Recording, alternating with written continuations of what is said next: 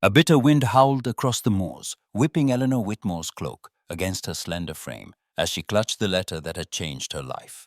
The crumbling outline of Dunbury Castle loomed ahead, half shrouded in mist, its ancient stones blotting out the last gold of the setting sun. She hesitated, her heart thrumming with dread and hope in equal measure, and breathed in air thick with peat and salt. Here, at the very edge of the world, she was utterly alone. The carriage that had carried her from Inverness rattled away behind her, its wheels sinking into the mud. Eleanor's boots sank too, each step a stubborn declaration. The letter from the London solicitor was creased in her gloved hand, a summons, a promise, a threat. She was now the mistress of Dunbury, heir to a legacy she had never asked for. Only days before, she had sat by the sputtering hearth of her family's narrow townhouse, reading the solicitor's words aloud to her mother and two younger brothers. Their faces, pale and drawn by years of dwindling fortunes, had flickered with desperate hope. "You must go, Eleanor," her mother had whispered, voice trembling. "This is our salvation." Eleanor, raised on lessons in French and needlework, was unprepared for the weight of an estate, let alone one so far from the world she knew. But necessity left no room for doubt. Now, as she approached the castle gates, she felt every eye upon her, real and imagined. The villagers, gathered by the roadside, watched in silence, their expressions a blend of suspicion and simmering resentment. She straightened her spine, lifting her chin with the dignity her governess had always insisted upon. The great doors of Dunbury groaned open, and a figure stepped out of the shadows. Callum MacGregor stood tall, broad-shouldered and severe, his tartan draped carelessly about him, eyes the cold grey of storm-tossed seas. "So the English rose has arrived," he said, voice like gravel. Eleanor's hand trembled, but she met his gaze. "I am Eleanor Whitmore. I have come to claim my inheritance." He moved closer, his boots echoing on the flagstones. "This land is not for you. Dunbury's blood runs in the veins of my people, not strangers from across the border. Least of all," he looked her up and down with barely concealed disdain. "A woman." A flush rose in Eleanor's cheeks. "I may be a woman, sir, but I am the legal heir. I intend to do my duty by this estate and its people." His lip curled. "You know nothing of us. You'll last a week before you flee back to London." Eleanor forced herself to stand tall, though her insides quaked. "I have nowhere to flee, Mr. MacGregor. My family's fortune is gone. This castle is all I have." He stepped closer still, lowering his voice. "Then I pity you, for Dunbury is no place for the soft-hearted." A door slammed somewhere within the castle. Eleanor glanced past him, catching glimpses of dark paneled halls and flickering candlelight. "If I am unwelcome, I will not impose on your hospitality, but I will not leave. I intend to prove myself worthy of Dunbury and of your respect." For a moment, something flickered in Callum's eyes, surprise perhaps, or grudging admiration, but it vanished as quickly as it came. "Very well," he said, "but know this, the land remembers, and so do its people. You'll have to fight for every inch." Eleanor squared her shoulders, swallowing her fear. "Then fight I shall." Behind her, the mist thickened, swallowing the last of the daylight. The villagers dispersed, muttering in Gaelic, casting wary glances over their shoulders. Alone on the threshold of her new life, Eleanor drew a trembling breath. Inside the castle, shadows stretched long across the stone floor. The air was heavy with the scent of old secrets and the promise of battle. Eleanor's heart pounded as she stepped forward, determined to claim what was hers, even if the cost was more than she ever imagined. She would show them all. Dunbury's new mistress had arrived. The morning after Eleanor's arrival dawned grey and cold. She woke to the hollow echoes of distant footsteps and the persistent, mournful cry of a seabird circling the towers. Her room, high in the east wing, was chilled by draughts that slipped through the ancient stone walls.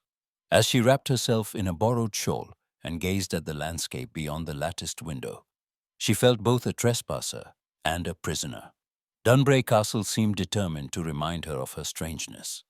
Eleanor descended the main staircase, its banister polished by centuries of hands, and entered the great hall. The staff, assembled for her inspection, stood in stiff silence. There was Mrs. Fraser, The severe housekeeper, with her hair pulled as tight as her mouth. Angus, the stoic groundskeeper, whose weathered face barely registered her presence. And several maids and footmen, all with wary eyes. Their bodies inclined in polite bows, but their hearts remained shuttered. "Good morning," Eleanor ventured, striving for warmth. "I am grateful for your service, and hope we may work together in harmony." Mrs. Fraser's reply was clipped. "We serve Dunbray, madam. Not every mistress is the same." Eleanor tried not to flinch. "I shall do my utmost to honor this house." After dismissing them, she wandered the echoing corridors, the hush of her footsteps broken only by the distant clang of a bell or the whisper of wind through cracks in the window panes. Each portrait she passed seemed to judge her stern men in tartans, women in stiff silks, all bearing the MacGregor brow. The sense of history pressed down, heavy and unyielding.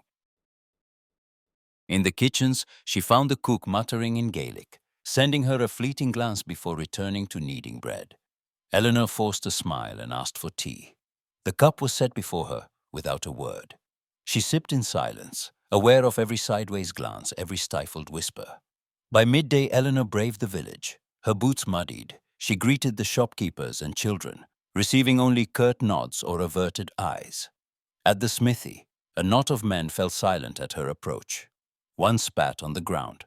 "She'll sell us to the English, mark my words," muttered an older woman, not bothering to lower her voice. Eleanor's cheeks burned. She pressed on, pausing at the kirk to admire the weathered stone and wildflowers growing between the graves. She tried her halting Gaelic, repeating phrases from a borrowed grammar book. The children giggled, the adults stared. If she was to be their laird, she must learn their ways, she must belong. That evening, the great hall was set for dinner. Candles threw restless shadows across the high vaulted ceiling. The table gleamed with polished silver, but only two places were set, one at the head, for Eleanor, and one at the side for Callum MacGregor. He arrived late, his broad frame filling the doorway. His tartan sash was impeccably arranged, his jaw freshly shaven, but his eyes were sharp as flint. "Miss Whitmore." He inclined his head barely. "Mr. MacGregor, I trust your day was productive?" He sat, hands folded, and regarded her as if she were a puzzle he meant to solve. "I attended to the tenants, as I do every day. You would know that if you had asked." "I did walk the grounds," Eleanor replied, forcing herself to meet his gaze. "I spoke with the villagers." His mouth twisted. "And did they welcome you with open arms, or did you find them as wary as your own staff?" She bristled. "They have every right to be cautious. I am a stranger. But I hope, in time, to earn their trust." Callum's eyes narrowed. "Trust is not given in Dunbray. It is earned over years, sometimes generations. The people remember when outsiders came only to take, never to give." Eleanor set her fork down with deliberate calm. "I did not come to take. I came because the law demanded it, and my family needed me. But I intend to learn, Mr. MacGregor. I am studying Gaelic. I am trying to understand your customs." He leaned forward, voice low. "Tradition is not a costume you can put on. It is blood and bone. You cannot buy your way into our hearts with polite words and city manners." She felt the sting of his words, but refused to shrink. "I do not wish to erase your traditions. But progress is not the enemy of honor. Perhaps there is room for both." His eyes flashed. "Progress, you say? What do you mean by progress, Miss Whitmore?" "English landlords have called it progress when they burned our homes and drove us from our land. Is that the progress you bring?" Eleanor's hands trembled in her lap, but she kept her voice steady. "I bring only myself. I bring a willingness to listen and to work. I have no desire to uproot anyone or to change what need not be changed. But I believe men and women both have a right to build their futures." There was a silence between them, thick with everything unsaid. The candlelight flickered, throwing shadows across Callum's face, softening his harshness for a fleeting moment. "You speak with conviction, Miss Whitmore, but conviction alone will not save you here." She met his gaze. "No, but perhaps it is a beginning." He pushed back his chair, rising abruptly. "We shall see." Eleanor watched him go, her heart pounding. The meal remained unfinished, the air heavy with the clash of values and the specter of all that might come. She realized then that the greatest battle would not be for land or title, but for the soul of Dunbury itself. Later, as she wandered the moonlit halls, the echo of their confrontation lingered in her mind. She would not retreat. She would prove herself, no matter the cost. Outside, the wind battered the ancient stones. Somewhere in the darkness, plans were already being made by Callum, by the villagers, perhaps even by fate itself. And in Eleanor's heart, a spark of determination burned brighter than ever. The next move belonged to her. Eleanor strode across the village green, her skirts muddied at the hem, a basket of bread and dried meats clutched to her side. The spring air was sharp with the scent of peat smoke and wet heather, and everywhere she went, wary eyes followed. She kept her head high, though the whispers trailed her like a second shadow. "Charity from the Englishwoman," someone muttered as she passed the smithy. "Does she think we're beggars?" Eleanor pressed on, heart pounding. She had spent the morning in the kitchens, coaxing the cook to bake extra loaves, and now she visited the cottages where smoke rose thin and pale, sign of meager fires and colder nights. She knocked at Mrs. MacLeod's door, offering broth for the old woman's feverish granddaughter. At the Campbell house, she left linen and a jar of honey for the children's cough. A few doors opened, but most remained shuttered. At each rejection, Eleanor's resolve only hardened. Later that day, she found Callum near the edge of the fields, sleeves rolled, directing men as they repaired a stone dike battered by recent rains. Mud streaked his hands and brow, and the set of his jaw was grim. He did not see her approach until she stood beside him. "You're far from the castle, Miss Whitmore," he said, voice clipped. "I am visiting the tenants," Eleanor replied, refusing to be cowed. "Some are in need." "I have brought food and medicine." Callum's eyes narrowed. "You presume much, interfering in matters you do not understand. The people manage their own affairs."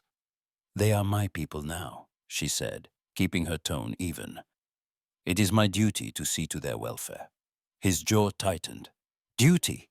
You mean charity. You hand out gifts and expect gratitude, but you do not see the pride you insult. You make them feel weak." Eleanor bristled. "I do not expect gratitude. I simply wish to help." He shook his head, exasperation flaring. "You help to ease your own conscience. You do not belong here, and your meddling makes it harder for those who do." "Is it arrogance to care for those who suffer?" she shot back. "Or is it arrogance to decide they must suffer in silence?" Their words hung between them, sharp as the wind off the hills. Around them, the men worked in tense silence, stealing glances at the laird and the lady locked in battle. Eleanor turned away first, her cheeks burning. That evening, a letter arrived from London. The Whitmore crest pressed into the wax. She read it in her cold, high room, her hands trembling as her mother's familiar script unfurled. "Eleanor, you must think of your brothers. The estate will not last. If you cannot restore Dunbury, you must secure a match. There are gentlemen in Edinburgh, even a Scottish union if it brings security. Do not squander this chance."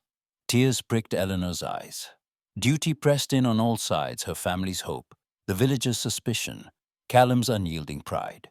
She could not bear to be traded as a solution. Not now when she was only beginning to find her own way. The days passed, heavy with tension. Callum watched her from the shadows of the great hall, eyes stormy with resentment, and something darker hurt, perhaps, though he would never show it. The staff, caught between loyalty and fear, kept their distance.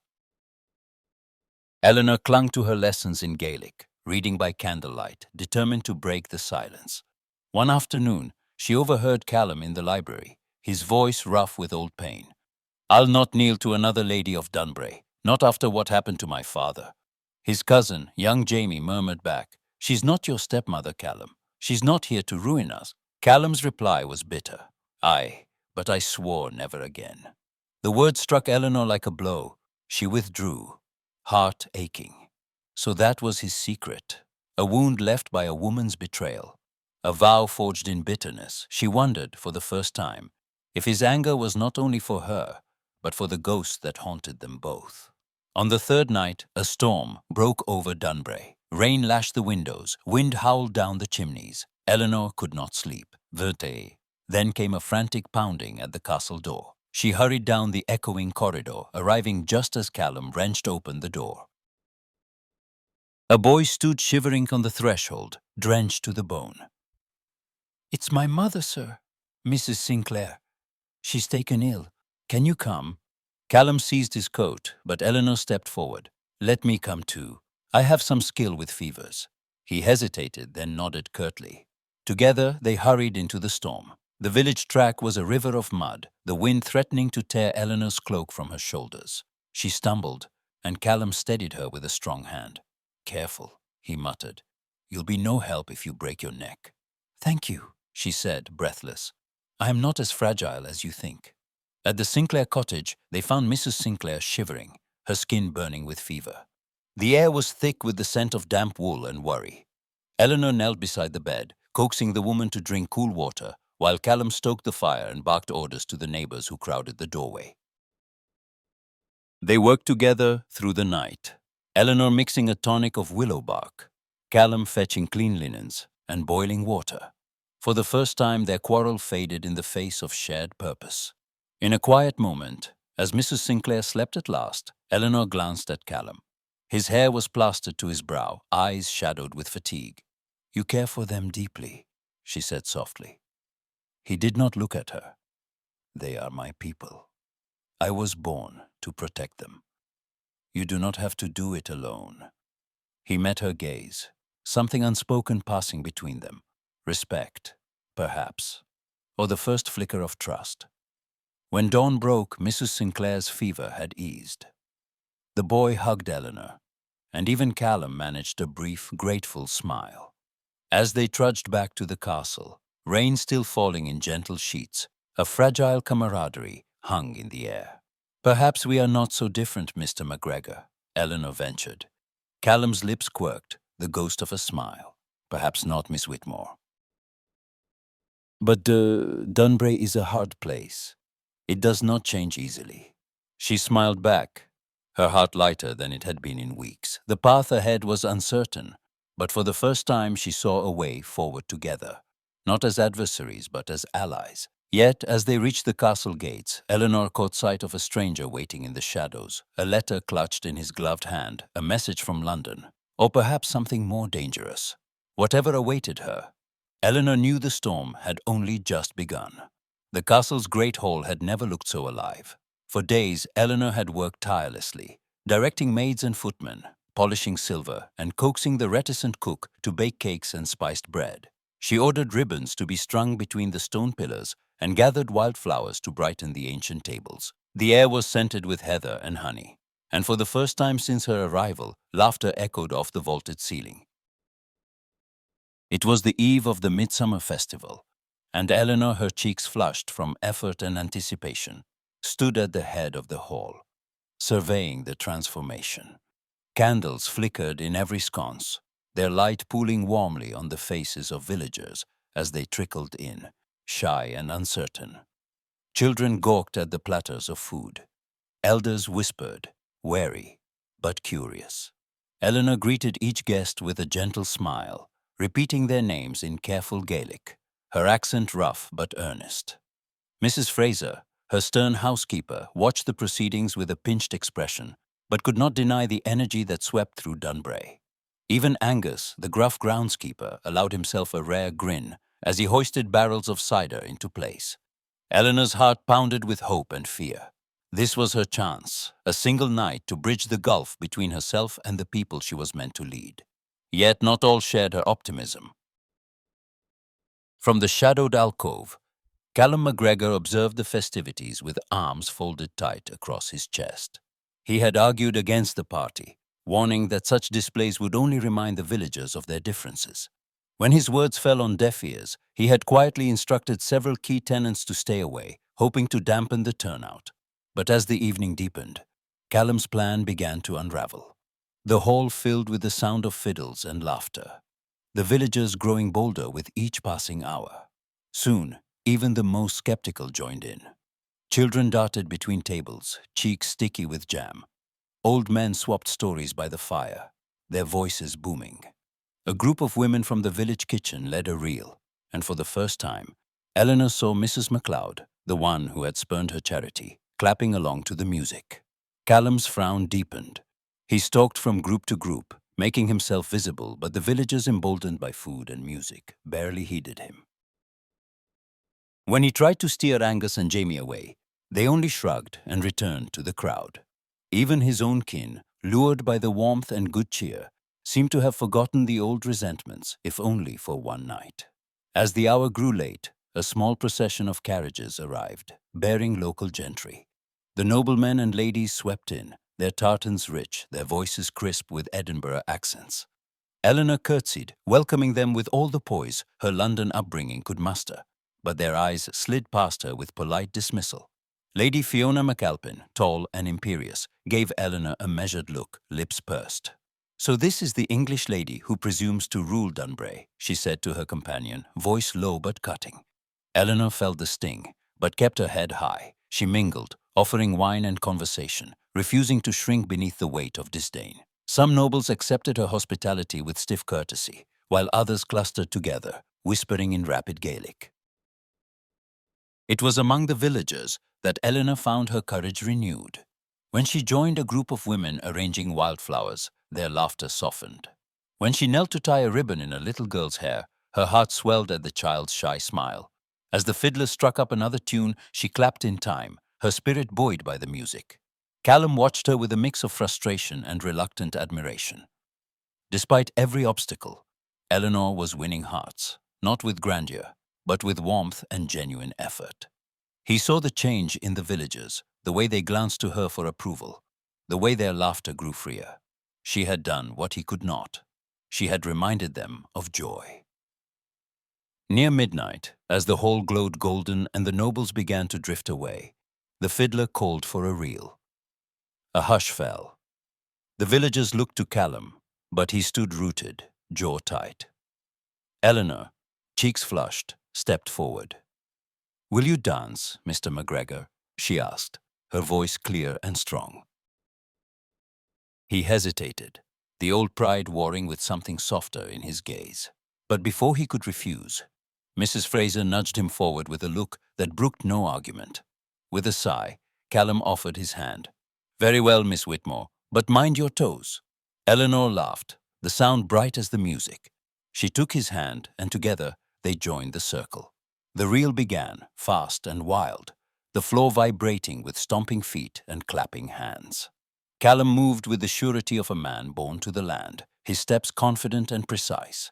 Eleanor, lighter than she had felt in months, let herself be spun and caught, her laughter ringing out above the din. The villagers cheered. Even the nobles, lingering by the door, could not help but watch as the laird and the English lady spun through the dance, their movements growing ever more attuned.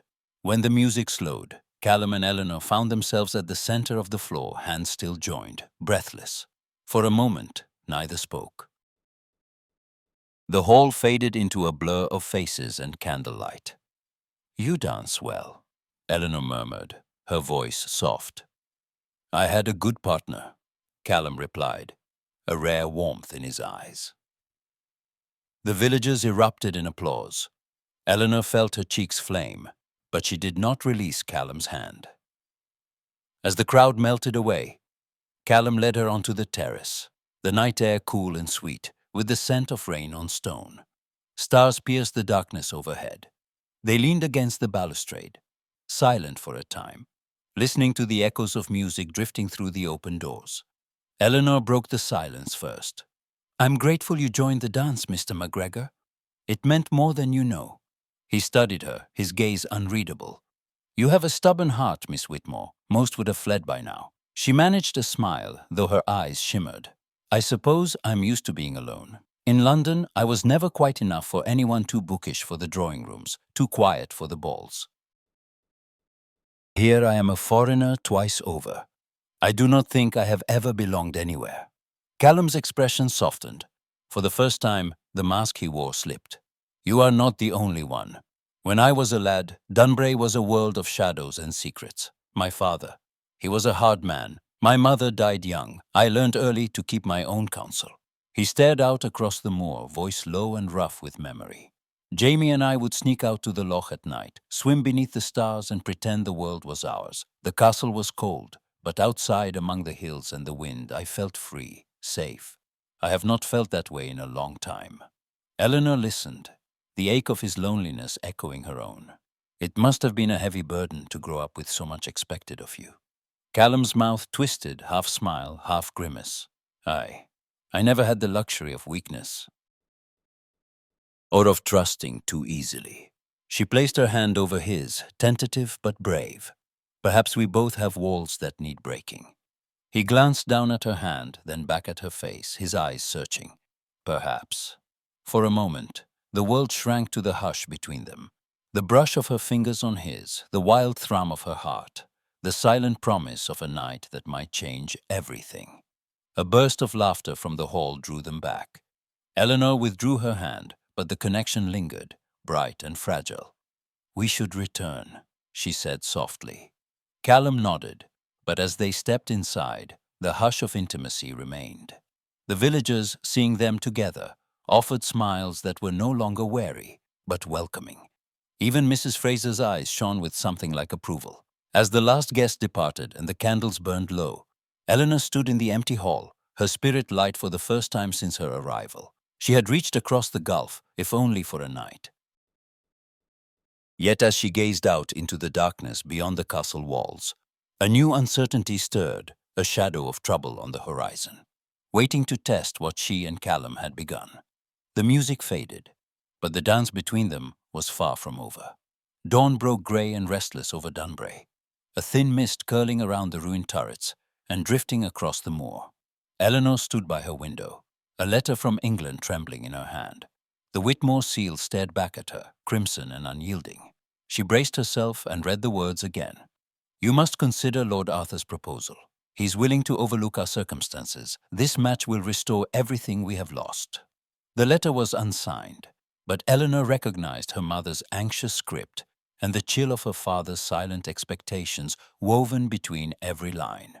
She pressed her lips together, folding the paper with care she did not feel. Lord Arthur. She remembered him, tall, impeccably dressed, his gaze as cold as a January frost.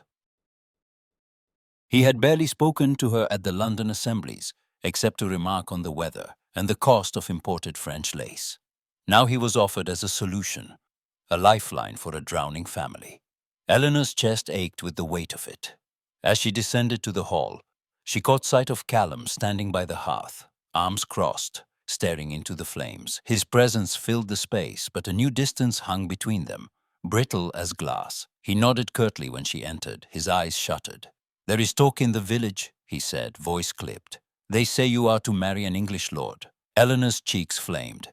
"My family wishes it. I have not decided." Callum's jaw clenched. "It is no concern of mine." He turned away, but his hands fisted at his sides. "You must do what is best for Dunbury. Your people will expect it." "My people?" she echoed, bristling. "Am I not to choose for myself?" He looked at her then, anger and something wounded flickering in his gaze. "A laird has duties, so does his lady." She wanted to shout, to ask what he truly felt, but the words lodged in her throat. Before she could speak, a footman burst in, breathless. "There's a storm coming, miss. The roof in the west wing is leaking already." They barely had time to prepare. The wind rose to a howl, lashing rain against the ancient stones. Lightning split the sky. Eleanor and Callum raced through the corridors, ordering staff to secure shutters and carry valuables from the threatened rooms. In the dead of night, a mighty crash shook the castle.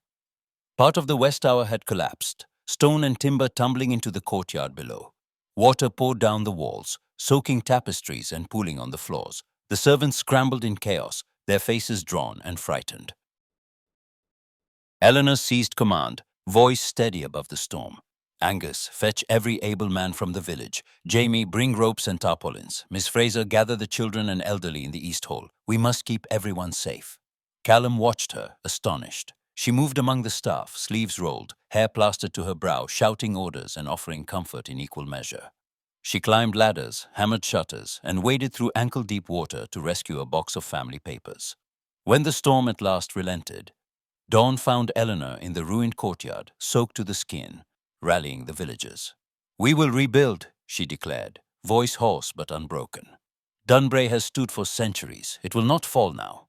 The men and women of the village, some still wary, now looked at her with new respect. Even Angus, who had grumbled about outsiders since the day she arrived, tipped his cap. Callum approached, his pride and frustration warring behind his eyes.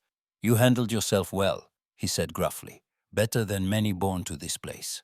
She looked at him, mud-streaked and exhausted. "Did you expect me to fail?" His mouth twisted. "No, but I did not expect you to fight so hard." "I have fought for everything," she replied, her voice steady. "Why would this be different?" They spent the next day side by side, organizing repairs, negotiating with stubborn tenants, and soothing fears. Arguments flared as often as laughter. Callum insisted on traditional methods, Eleanor pressed for new ideas. They disagreed about stonework, about wages, about which room should be restored first. "You are as obstinate as the McGregors," Callum accused one evening, brushing dust from his sleeves. "And you as inflexible as any English lord," Eleanor shot back, but there was a glint of humor in her eyes. At night, they would find themselves lingering by the fire, exhaustion lowering their guard. Eleanor confessed her dread of being forced into marriage, her longing for a place to call home. Callum, in rare moments of candor, spoke of his father's impossible standards and the loneliness of command. "Sometimes I wonder if I'm only a shadow of the man I should be," he admitted, gaze fixed on the flames. She touched his hand, gentle and unsure. "You are more than a shadow, Callum. You are the heart of Dunbray. You just cannot see it." He studied her, something softening in his features. "And you, Eleanor Whitmore, are nothing like I first thought." Their conversations became a balm, each shared confidence a stone in the bridge slowly spanning the gulf between them. Yet pride lingered. Callum's unwillingness to speak the truth of his jealousy. Eleanor's refusal to show how much his approval meant. One evening, as they stood in the courtyard watching the new timbers being raised, Eleanor glanced at him, hope flickering. "We make a good team," she ventured. He looked away, the words caught in his throat. "Aye, we do." Above them, the battered towers of Dunbray caught the last light of the day, scarred but still standing. Inside, another letter awaited Eleanor, the seal of Lord Arthur unbroken on its face. The future pressed close, as uncertain as the shifting sky. And neither Eleanor nor Callum could yet name what had begun to bloom between them, or what trials would test it next. The day began with laughter and the scent of peat smoke drifting through Dunbray's narrow lanes. Eleanor moved briskly among the villagers, exchanging greetings in careful Gaelic, handing out supplies for the ongoing repairs. The castle, though still scarred by the storm, had become a place of activity and hope. She felt, for the first time, a tentative belonging, until a chill swept in with the midday wind, carrying news that would shatter her fragile peace. It began as a murmur at the smithy, a knot of men speaking in low, angry voices. By afternoon, the whispers had grown, spreading through the market and into the castle's kitchen. The steward, Mr. Murray, found her in the library, his face pale and drawn. "Miss Whitmore," he stammered, "there is a matter which demands your attention." Eleanor followed him, heart pounding, to the great hall. There the elders of the village had gathered, their faces grim. Callum stood apart, arms folded, gaze unreadable. Mrs. Fraser, eyes flashing with accusation, stepped forward. "The funds you collected for the widows and orphans, where are they, Miss Whitmore? The money is gone." A hush fell, thick and suffocating. Eleanor stared at her, uncomprehending. "Gone? That cannot be. I entrusted the funds to Mr. Murray for safekeeping." The steward shifted, ashamed. "The lockbox was found open. The coins are missing." Murmurs rose, suspicion thickening the air. "Did you send the money to your family in England?" someone demanded. Eleanor's cheeks burned. "No, I swear to you I would never—" But doubt had already taken root. The villagers' faces closed, the warmth of the past weeks replaced by wariness and, in some, open hostility. Callum's voice cut through the tumult. "Enough. We will have order in Dunbray. I will investigate this matter personally." His words did little to quell the storm. Eleanor stood numb as the elders filed out, their silence more damning than any accusation. She caught Callum's eye, searching for comfort, but found only conflict. He looked away. That evening, the castle was colder than ever. Servants avoided her gaze. Mrs. Fraser's kindness became sharp and formal. Even Jamie, Callum's cousin, shuffled his feet and mumbled excuses to leave the room. Only Angus offered a gruff word of support, muttering, "Folk believe what they want, lass. Truth has a way of finding daylight." Eleanor retreated to her chamber, the weight of injustice pressing her to the edge of despair. She wrote to her mother, though her hand trembled, and stared long at the half-packed trunk by the bed. Was this how her time at Dunbray would end? Driven out by lies and suspicion, her efforts turned to ash. She tried to sleep, but memories of kindness and laughter haunted her. The villagers' trust, so hard won, now vanished. The pain of Callum's distant silence cut deeper than any public slight. She longed for his voice, for the certainty of his faith in her. Below, in the laird's study, Callum sat by the fire, torn by doubt. He replayed every conversation, every coin counted, and every promise made. He wanted to believe in Eleanor had seen her courage, her generosity, the fire in her when Dunbray needed her most. But the villagers' anger was real, and his own pride, his duty to his people warred with the truth he felt in his bones. Jamie found him nervous. "You don't think she could have—" Callum's jaw tightened. "No, but I must be certain." He went to the steward, questioned him closely, retraced the movement of every coin. He examined the lockbox, found faint scratches on the lid, a broken clasp. He spoke to the footmen who had been on duty, the maids who had passed through the hall. At dawn, exhausted but no closer to answers, he wandered into the stable yard. There, he overheard a heated argument voices raised in the pre-dawn gloom. Lord Arthur's man, a sharp-faced English valet, was berating a young stable lad. "Keep your mouth shut about what you saw, or you'll regret it, boy. Lord Arthur's business is not for village ears." Callum's blood ran cold. He stepped from the shadows. What business would that be?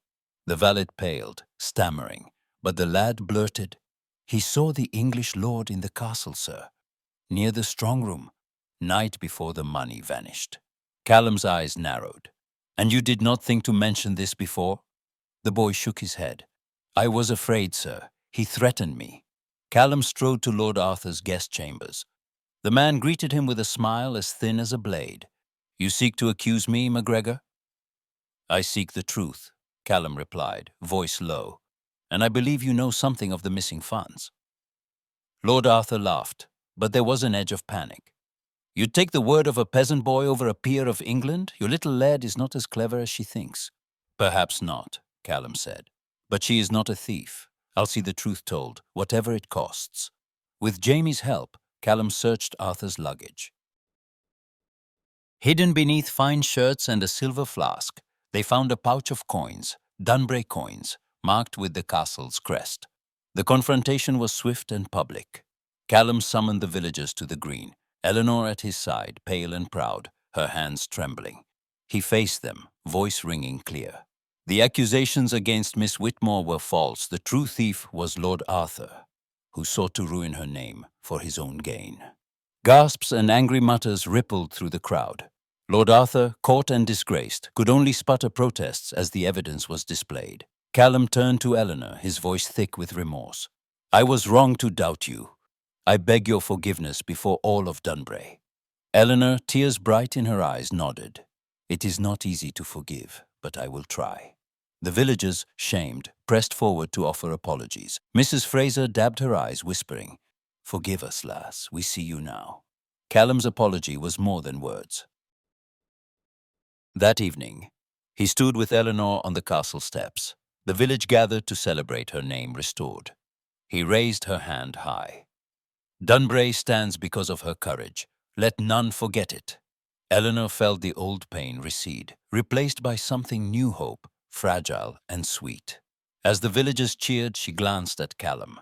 His eyes held regret, but also pride and something softer, unspoken. Yet as night fell and the stars blinked over the battered castle, Eleanor knew that trust, once broken, could never be fully mended in a single day. But perhaps, with time, it could be built anew, stone by stone. heart by heart. And as the first notes of music drifted across the courtyard, Eleanor wondered what other secrets and trials awaited, just beyond the edge of dawn. The weeks after the scandal passed in a golden hush, as if the land itself had decided to grant Eleanor and Callum a brief season of peace. The castle, once shadowed by suspicion and loss, now rang with new voices and laughter. Repair work continued, but the urgency had lessened.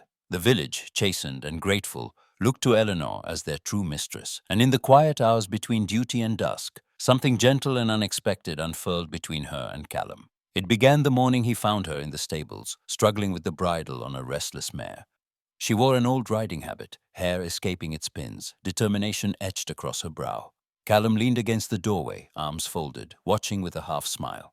"May I?" he asked, stepping forward as the horse tossed its head. Eleanor laughed, relinquishing the leather straps. "By all means, she likes you better."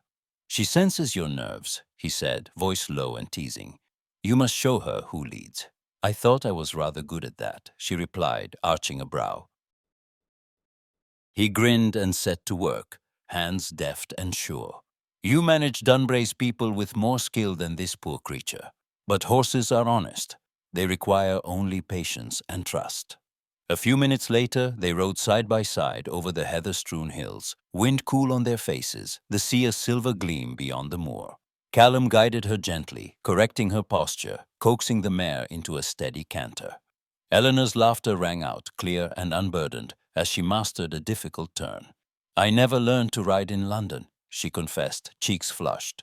"It was always carriages and chaperons. I suppose I missed more than I realized." He glanced at her, warmth in his eyes. "You were meant for open spaces, not drawing rooms." Later, Callum taught her to fish in the shadow of the old stone bridge. They sat together on the bank, boots trailing in the water, lines cast into the swirling current. The conversation flowed as easily as the river memories of childhood. Tales of the village, hopes for the future. Eleanor showed him her library, coaxing him to sit by the fire while she read aloud from Wordsworth and Wollstonecraft. Callum listened, half bemused, half enchanted, as she spoke of equality and new ideas. "Do you truly believe such change is possible?" he asked one evening, his voice soft as the dying embers. She nodded, eyes bright. "I do. Why should birth or fortune decide our worth? I dream of a world where a woman's mind is valued as much as her name or her dowry." He watched her, admiration and fear mingling in his gaze. "You are brave, Eleanor, braver than you know." In these stolen hours, they found a rhythm and intimacy that grew with every secret shared, every glance that lingered too long. The castle's old wounds faded. The villagers began to smile as they passed, whispering of laird and lady in the same breath. Yet not all shadows had vanished. One morning, a carriage bearing the MacGregor crest appeared on the drive. Eleanor's heart stilled when Lord Arthur descended, his posture as rigid as ever, his eyes cold and assessing. He bowed to her in the hall, ignoring the chill that greeted him. "Miss Whitmore, I trust you are well." She inclined her head. "Thank you, my lord. You must have had a long journey." Arthur's gaze flicked to Callum, who stood at her side, silent and unyielding. "I have come to settle matters. Your family is anxious for your reply." The old pressure returned, heavy as a stone. Eleanor felt it in every glance, every polite word. The safety of her family, the security of a noble title, her father's debts and her brother's futures all tied to this man before her. The following days blurred in a haze of tension. Lord Arthur was everywhere, at her side during meals, striding through the grounds, offering opinions on repairs and estate management. His compliments were as cold as his proposals, his every gesture a reminder of the life she had left behind. Callum withdrew, pride and jealousy warring within him. He buried himself in work, overseeing the masons, riding out to distant tenants, his laughter now rare. At meals, he spoke only when spoken to, eyes shadowed with things unsaid. One evening, Eleanor found him by the loch, skipping stones across the glassy water. She hesitated before joining him, arms wrapped tight against the evening chill. "You avoid me," she said softly. He did not look at her. "You have decisions to make. I will not sway you." She studied his profile, the stubborn line of his jaw. Is that what you truly wish? That I should marry Lord Arthur and return to London? He turned then, pain raw in his eyes. I wish you happiness. You must choose what is best for yourself, Eleanor. Dunbray is a hard place. It does not offer safety or certainty. He can give you both.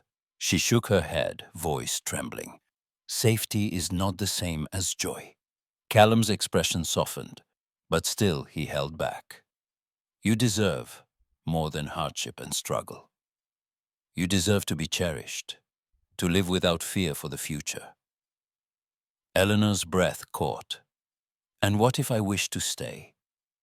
What if I want to build something here, with you? He faltered, pride and longing wrestling within him. If you stay, you must do it for yourself, not for me, not for anyone's expectations. I cannot. He broke off, fists clenched. I cannot promise you ease, only honesty, only myself. For a long moment, silence stretched between them, heavy with the words neither dared to speak. Later, Eleanor sat alone in her chamber, Lord Arthur's letter on her lap, the ink blurring as her tears fell. Outside, the wind rattled the windows as if urging her to choose, to step into the unknown or retreat into the safety of old patterns. At dawn, she made her way to the battlements, the world below washed clean by rain. She could see the village, the moor, the loch where Callum waited. 2 lives stretched before her, one certain, gilded and cold, the other wild, uncertain, but hers to shape. She knew a choice must be made, and soon. But as footsteps echoed on the stone behind her, Eleanor turned, heart pounding, uncertain which path duty or desire would win. Eleanor's world narrowed to the cold, echoing halls of Dunbray, every footstep a reminder of the impossible choice she faced. Lord Arthur's presence was a weight, his every word polished and poisonous, his gaze always calculating. She felt watched, measured, pressed on all sides by duties she could no longer bear. The letters from London multiplied her mother's writing, growing frantic, her father's terse and final. They spoke of debts, of shame, of doors closing forever if she did not yield.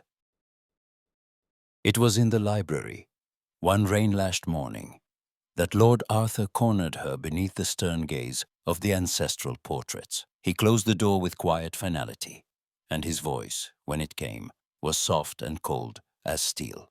Eleanor, I had hoped to appeal to your sense of reason. Surely you see there is no future for you here. Your family's situation is precarious. I have spoken with your father. The creditors grow impatient. If you refuse me, it will mean ruin. Your brothers, what will become of them? Your mother, you alone can spare them disgrace. Eleanor's breath caught. You would threaten me with my own family's well-being. Arthur's smile was thin and hard. I do not threaten. I offer a lifeline. Marry me, and all shall be well. Refuse, and you consign them to poverty. Is that what you want? She turned away, swallowing back tears. His footsteps sounded behind her. I do not require affection, Eleanor, he murmured. Only obedience. You will have security, position. You will never want for anything except, perhaps, the childish freedom you seem to prize here. His words coiled around her heart, squeezing until she could barely breathe. She fled the room, seeking air and escape, but the sense of doom clung to her like a shroud. For days, she wandered Dunbray in a haze, haunted by the memory of her brother's laughter, her mother's gentle hand. She tried to recall the taste of hope, but it seemed impossibly distant now. She sat by the loch, clutching Lord Arthur's letter, reading his promises and threats over and over, until the words blurred. The villagers noticed her silence. Mrs. Fraser pressed warm bread into her hands, her eyes worried. Angus muttered, "Don't let the English lord break you, lass." Even the children, sensing the shift, grew subdued. Callum watched from afar, his own turmoil growing. He saw Eleanor grow paler, thinner, her voice losing its spark. He knew Arthur was behind it, but Eleanor would not confide in him. Pride and uncertainty kept them both silent. Then one evening, Callum overheard a conversation in the corridor outside Arthur's chamber. The Lord's voice, low and sharp, drifted through the door. She will accept, or her family will suffer. A woman's pride cannot outweigh her duty. She is sensible enough to know that. Callum's blood boiled. He burst into the room, fists clenched, eyes blazing. Enough, Arthur! You will not speak of Miss Whitmore as if she is property to be bartered. You forget whose house you stand in. Arthur smirked. Do not mistake your position, MacGregor. You may have your little castle, but Eleanor is a Whitmore. Her fate is not yours to decide. Callum advanced, voice shaking with rage. Her fate is her own. I will not allow you to bully her, nor to poison her mind with threats. If you have business, speak it to me, or leave Dunbray. Arthur's eyes glittered with disdain, but for the first time he looked uncertain. You risk much for her. Is she worth it? Callum's jaw tightened. More than you could ever understand. Word of the confrontation spread like wildfire. The villagers gathered in the courtyard, eyes bright with curiosity and concern. Eleanor, drawn by the commotion, found herself at the center of a swelling crowd. Arthur, face pale with anger, turned to her, voice raised for all to hear. Eleanor, I have been patient. Will you accept my proposal and save your family, or will you doom them to disgrace? All eyes turned to her. The world seemed to hold its breath. Eleanor's heart thundered.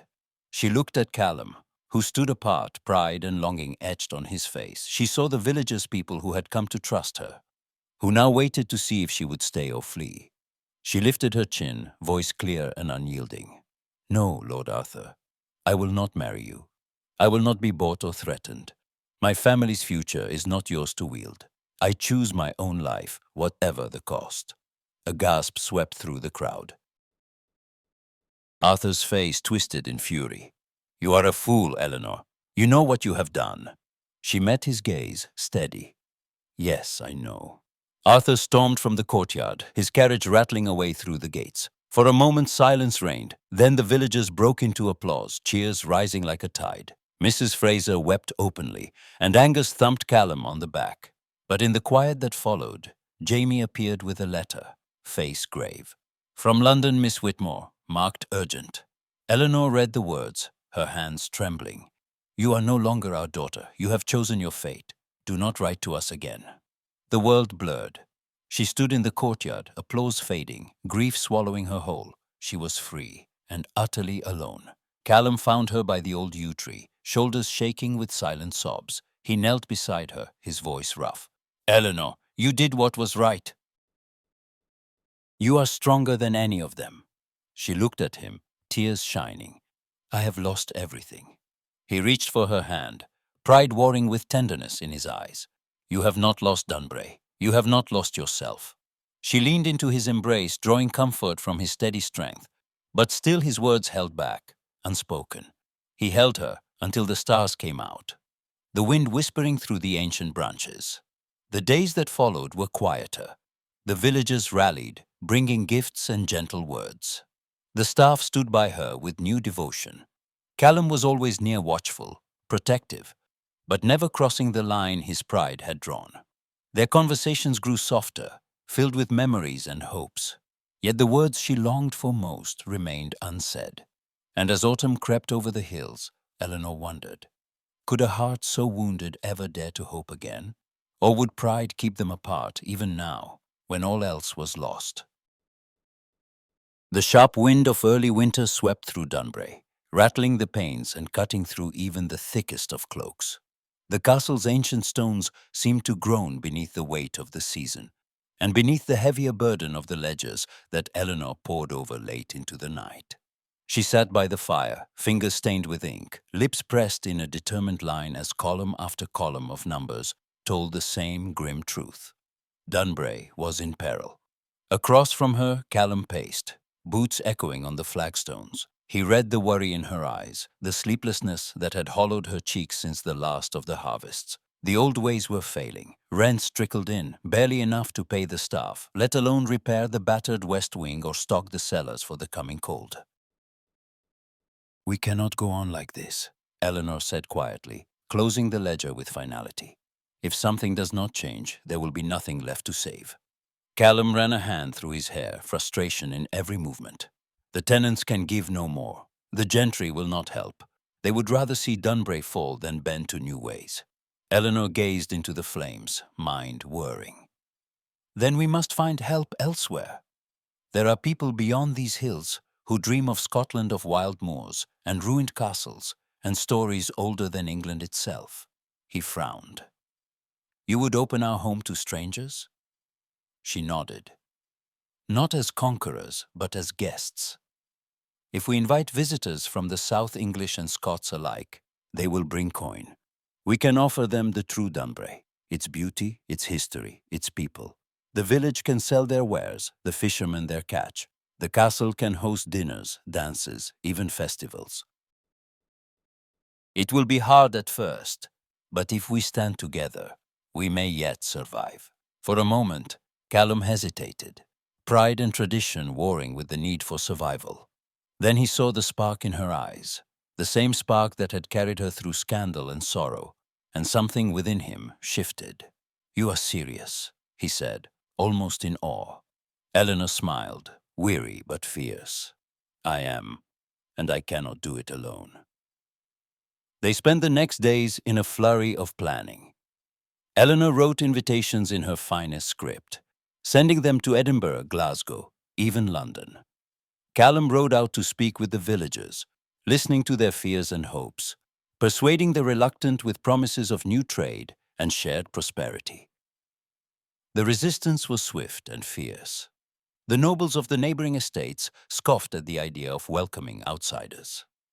Lady MacAlpin warned of lost dignity. Sir Douglas predicted chaos and ruin. Yet Eleanor stood her ground, her voice steady in every drawing room. We must change or perish, she declared at one gathering. Dunbray's glory lies not in its walls, but in its people. If we open our doors, we may yet preserve what matters most. Callum, at her side, lent his name and authority. When tempers flared, he spoke in the old tongue, quieting dissent with a single look. Gradually, the tide turned. The villagers, seeing laird and lady working as equals, began to hope. The first to pledge support were the young Jamie and his friends, the seamstresses and bakers, the fishermen eager for new markets. The day the first carriages arrived from the south, the village held its breath.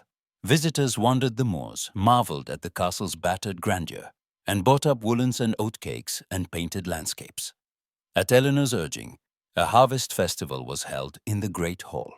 Laughter and music spilled into the night, English and Scots dancing side by side. Eleanor managed every detail, listening to each complaint, smoothing every quarrel. When the nobles tried to boycott the festival, she invited the townsfolk instead. The result was a night of unexpected warmth. Old resentment softened by shared bread and song. Callum watched her move among the guests, pride swelling despite himself. She was not the frightened outsider who had first set foot in Dunbray. She was a leader, his equal in every way. One evening, after the last guests had retired and the fire burned low, Callum found her in the quiet of the library, surrounded by lists and receipts. You have done what I never could, he said softly. You have given them hope. Eleanor looked up, exhaustion and triumph mingling in her smile. I have only done what was needed. Dunbray belongs to all of us, Callum. He sat beside her, the weight of old vows pressing on his chest. I once swore I would never kneel to another woman, never trust my heart again after all that was lost. That vow has been my shield and my prison. Eleanor's gaze softened. You are free, Callum. You always were. It was your heart that kept you bound. He reached for her hand, his own trembling. You have freed me, Eleanor. You have shown me what it means to lead and to love. For a long moment, neither spoke. The wind rattled the windows, but inside there was only the warmth of shared purpose and the promise of what might come. Outside, the land was still, the future uncertain. But together, Eleanor and Callum stood at the threshold of something new, partners, equals, and perhaps, at last, something more. And as the first snowflakes drifted against the ancient stones of Dunbray, the world waited to see if love could truly thrive in the wild heart of Scotland. The castle at Dunbray had never seen such a gathering. The great hall shone with candlelight, the flicker of 100 flames reflecting off freshly polished silver, and wreaths of heather strung between the ancient beams. The scent of baked bread and roasting venison mingled with wildflowers gathered from the moor. Laughter and music spilled through the open doors, where villagers and gentry alike wove in and out, their faces alight with celebration. Eleanor moved among them with a grace and confidence that would have startled the young woman who first set foot in Dunbray. She greeted each guest in Gaelic and English, pausing to accept a handclasp from Angus the groundskeeper, a bouquet from Mrs. Fraser, a shy curtsy from the children who now ran fearlessly through the corridors. Even the neighboring nobles, once so cold, nodded to her with genuine respect. The castle was alive as it had not been in generations. Callum watched from the dais, his eyes never straying far from Eleanor. He saw her as the villagers did now, no longer an outsider, but the heart of Dunbray. His heart pounded as he remembered the vow he had made to himself, the vow he was finally ready to break. The night wore on, filled with reels and jigs, the drone of the pipes and the lilt of fiddles. When the last course had been served and the tables cleared, Callum rose and called for silence. The crowd quieted at once, every face turning expectantly toward the laird. Callum's voice rang clear, steady, carrying to every corner of the hall. Friends of Dunbray, tonight we celebrate not only the bounty of the land, but the strength of our people. We have faced storms and hardship, doubt and loss, but together we have endured. None of this would be possible without the courage and vision of Eleanor Whitmore. A ripple of applause swept through the crowd, swelling as Callum descended from the dais to stand before Eleanor. She looked at him, her eyes wide with surprise, then softened with understanding as he took her hand. He knelt slowly, deliberately upon the ancient stones, the hall holding its breath. But this was no gesture of submission. His voice was warm, steady, woven with both pride and humility. Eleanor, I kneel not to ask for your obedience, nor to claim you as property. I kneel to honor you as my equal, as my partner, and as the woman who has saved Dunbray and opened my heart. A hush fell, broken only by the crackle of the fire. Eleanor's cheeks glowed, her eyes shining with tears she did not try to hide. Callum, she whispered, her voice trembling with joy, I came to Dunbray as a stranger, but I found my home in you and in these people. I do not wish to be only the lady of the castle. I wish to be your companion, your equal in all things. He rose, drawing her close as the crowd erupted in cheers. Villagers rushed forward, hands clasping hands, voices raised in song. Even the gentry, moved by the sincerity of the moment, lifted their glasses in a toast. As the music began anew, the two stood at the center of the hall, the guests parting to form a circle around them. Callum offered his hand and Eleanor took it without hesitation. They danced, the steps familiar now, their movements perfectly matched. Around them, the people of Dunbray, young and old, rich and poor, English and Scot joined hands and danced as one. Later, as the celebration spilled into the courtyard, Eleanor and Callum slipped away to the battlements, the stars shining bright above the castle they had saved together. The wind carried the laughter of their friends, and the promise of a future made not of duty or compromise, but of love freely chosen. Callum looked at Eleanor, his voice rough with feeling. You have changed everything, Eleanor. You have changed me. She smiled, her hand finding his. We changed Dunbray together, and we shall keep changing, as long as we are side by side. Word of their union spread quickly. Letters arrived from both families, some reluctant, some joyful, but all conceding the truth. Happiness and hope had transformed the castle and the people within its walls. Even Eleanor's father, so stern in his pride, sent a note of blessing, finally recognizing his daughter's strength. The days that followed were filled with plans and laughter, new traditions and old songs. The villagers spoke of a new era at Dunbray, one where pride and prejudice had given way to respect and possibility. Eleanor and Callum faced each challenge not as master and mistress, but as partners, their bond unbreakable.